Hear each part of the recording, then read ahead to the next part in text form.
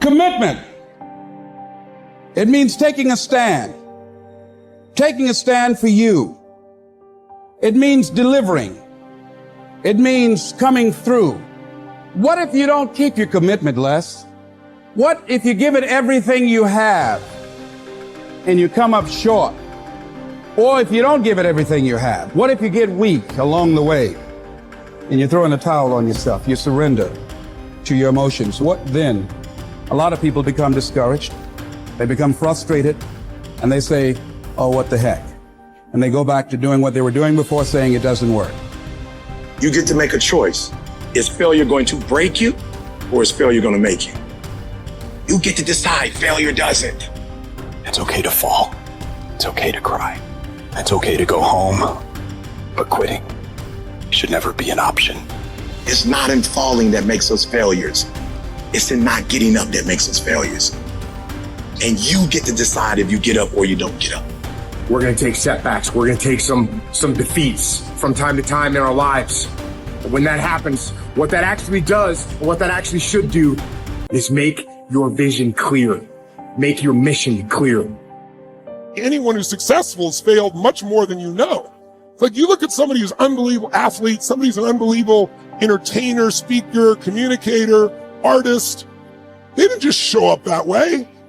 They are being rewarded in public for what you practice in private consistently. You might want to jot that down. We're all rewarded in public for the things that we consistently practice and refine in private. And so you see that person, you think they're a genius, but if you watch, they've been failing more than anybody else. They just failed more often, so they learn quicker. You got to tell yourself, despite the circumstances, the situations, you have to tell yourself that I'm not going anywhere until I get to go. Until I make my dreams become a reality, I'm not quitting. I don't care how much money I have to invest. I don't care how much time I have to invest. I'm going to continue to do this until I become successful. You can pretend that you care, but you can't pretend that you're there. The only way you can be there is to show up. And what I'm asking you to do for me, you will never be a failure if you show up every single day. Every single day when I come, I show up and I let failure know. Failure is not an option. You can't even let it sink into your brain, not even a second. You have to know that this thing is going to work. Come hell or high water, whatever it is that I set out to do, it may not happen in 6 months, it may not happen in a year, it may not happen in 2 years, but at some point, my dream is going to become a reality. I can accept failure. Everyone fails at some point, but I cannot accept not trying. When you've tried your best, when you've given 120%, you should never feel bad. You pick yourself up, you look at it from another perspective, you come up with another solution, and you go at it again. You're a problem solver. You're not soft. You're not weak. You don't quit. You don't surrender. You fall 7 times, you get up 8.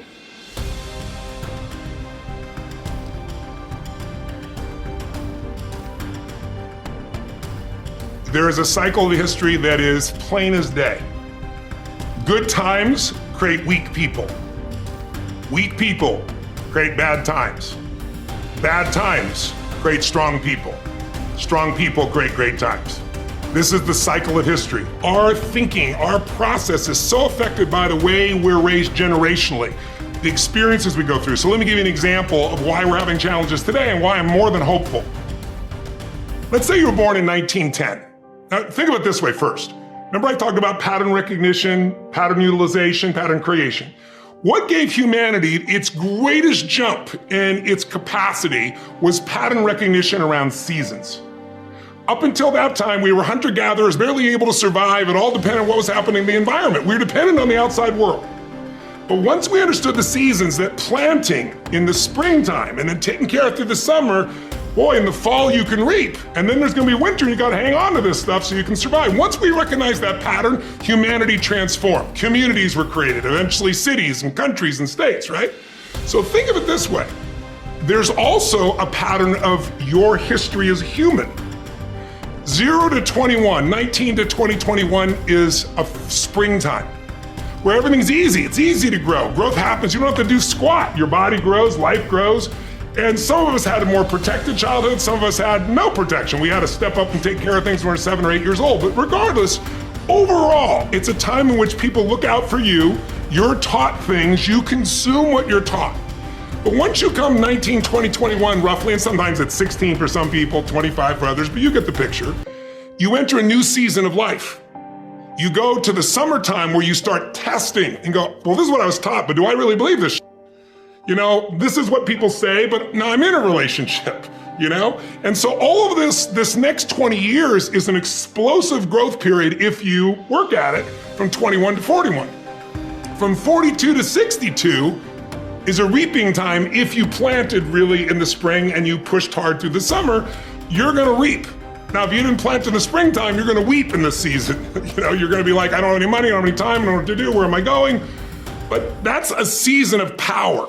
That's when you really start to be able to lead companies, businesses, environments, and so forth. And again, some people get there earlier, some later, but overall, generationally, that's it. And then 63 to 83 is winter, and that winter time is a little different for somebody. Right now, that time is, maybe it's time, I'm an elder in the community, now it's time for me to mentor, to communicate. And if you're lucky, it goes 83 to, say, 103. Or the oldest living human is about 119, if you were lucky enough to do that. Maybe you get an extended period of time where you enter the next springtime. So there's seasons that you gotta understand, because if you plant in the winter, I don't care how hard you work, you get no reward. If you bought a house, sounds wonderful, in 2007, normally great, 2007, probably not so great, you're probably just starting to do okay in the last 3 or 4 years, right? So there's a timing to things. There's a timing in your life. There's also timing in history. So imagine you were born in 1910. When would you come of age? 19 years old, 1929. What did you grow up with? World War I ended during that time, the whole world celebrated, and the roaring 20s began, and you're in your teens, cars, radios, parties. You can't wait to turn 19, 20, 21, right? And what happens? For that generation, right at that stage of life, the whole game, the wolves pull out from it, and people are jumping out of buildings, the economy goes to the floor, we got the Dust Bowl. But it didn't end there. Because what happened when they were 29? 1939, World War II. And you and I are too young to know it, but those around know that it looked like we were gonna lose. Hitler was storming across Europe. It looked like life as we know it was over. And these people went overseas and became heroes. They faced such unbelievable, they were thought as flappers, they were thought as weak, they were a lot like a lot of the generation that you see today, the Z generation, not so much because they're just coming up, right? But the millennial generation, by older people, I see them as weak, they're snowflakes, they're this and they're that, but they have technology, they have insights. And when the outside world is demanding enough, not yet, because they're still fearful, they will grow. And that's when things change. And so the season occurs. So think about the difference between the 30s and the 40s versus the 50s versus the 60s as we came after 63 into an American summer as a different mindset versus the 80s to the 2000s, 2010. So we're right now halfway through winter. We're in another winter. It starts financially. Now it's gone to health, but we're far from it. It's going to be war.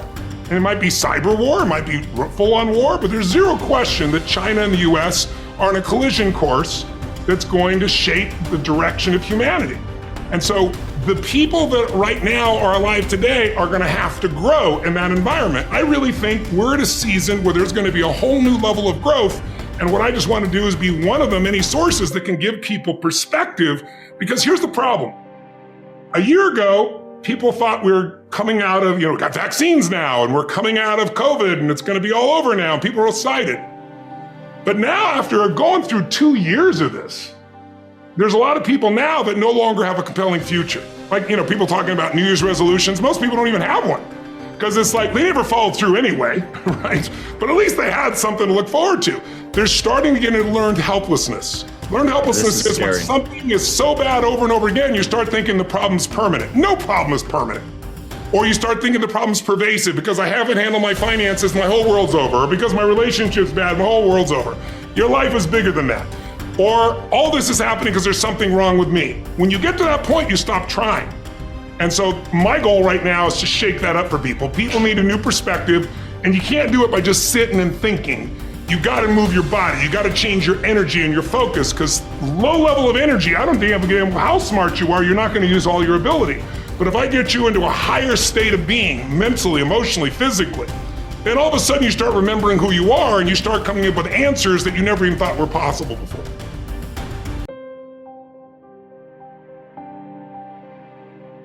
You will hear many people saying, "When I am 50, I shall retire into leisure. When I am 60, I shall give up public duties." And what guarantee do you have of a longer life? Who will allow your course to proceed as you arrange it? Aren't you ashamed to keep for yourself just the remnants of your life and to devote to wisdom only that time which cannot be spent on any business? How late it is to begin really to live, just when life must end. Stop letting yourself be distracted. That is not allowed. Instead, as if you were dying right now. Stop allowing your mind to be a slave, to be jerked about by selfish impulses, to kick against fate and the present, and to mistrust the future. In your actions, don't procrastinate. In your conversations, don't confuse. In your thoughts, don't wander. In your soul, don't be passive or aggressive. In your life, don't be all about business. It is essential for you to remember that the attention you give to any action should be in due proportion to its worth, for then you won't tire and give up if you aren't busying yourself with lesser things beyond what should be allowed. Putting things off is the biggest waste of life. It snatches away each day as it comes and denies us the present by promising the future. The greatest obstacle to living is expectancy, which hangs upon tomorrow and loses today. You are arranging what lies in fortune's control and abandoning what lies in yours. What are you looking at? To what goal are you straining? The whole future lies in uncertainty. Live immediately. The best livelihood, particularly for the strong, is earning a living from the soil, whether you own your land or not. Many can support their families by farming land owned by the state or private landowners. Some even get rich through hard work with their own hands. The earth repays those who cultivate her, both justly and well, multiplying what she received, endowing in abundance all the necessities of life to anyone willing to work, and all this without violating your dignity or self-respect. Generally speaking, if you devote yourself to the life of philosophy whilst tilling the land at the same time, I couldn't compare it to any other way of life, nor would I prefer any other livelihood. It is living more in accord with nature, drawing your sustenance directly from the earth, the nurse and mother of us all, rather than from another source.